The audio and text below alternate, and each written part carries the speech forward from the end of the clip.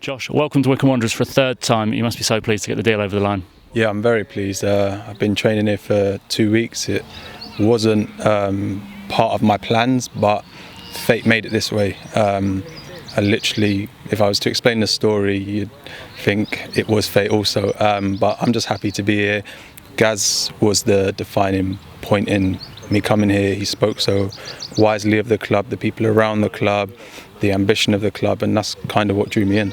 Obviously, you're a local boy. Tell the fans a little bit more about your background and how you first came to the club all those years ago. So I was here as a schoolboy when I was 12 or 13, and I kind of fell out of love with football a little bit and just wanted to go and play with my friends. So I went back to Sunday League and I just wanted to enjoy it like most kids do. And then obviously ended up at QPR, and then I came here on loan. And me going against my agent's wishes, went out to play for Antigua. That was my first time going to play for them. So as an 18-year-old boy, I don't think you're going to turn down the chance to go and play for your country.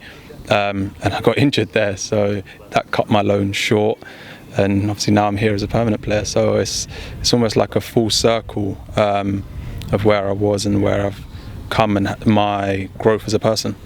It's been a quite turbulent a few years in between your loan spell and signing here. It's taken you overseas. We'll delve into that deeper at another time, but just as a quick overview, I mean, you've played overseas, Serbia was it, and Slovenia? Yeah, so obviously, as it happens with a lot of people, football can be vicious sometimes, and I tried to take myself away from what I knew and who I knew and really push myself in football, and it worked wonders. I went to Slovenia for a year and a half, then I got bought by Red Star, which, people who know football know it's one of the biggest teams in football history.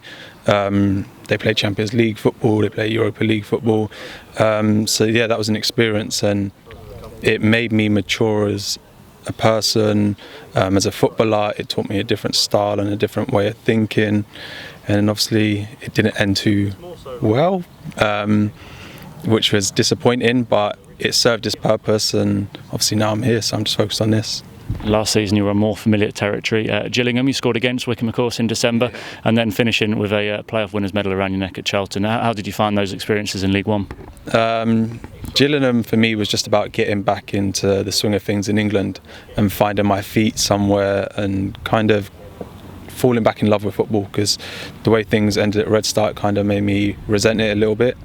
And then I just kind of took the time to appreciate playing football in any aspect, and just realised that the opportunity that I had and the fact that if you've got something to give, then give it. So Gillingham went really well, and obviously that led to me being at Charlton, and that speaks for itself. Obviously, within being there 4 months, I got promoted to the Championship and played all the important games. And now we're just 2 days away from the start of the new League One season. Big crowd against Bolton Wanderers, loads of new signings, plenty of excitement around the place. Are you feeling that as well? Yeah, I think the club and the manager have done unbelievably well to get the players that they've got in. Wycombe are always underdogs. They're always going to be underdogs because of the size of the place itself.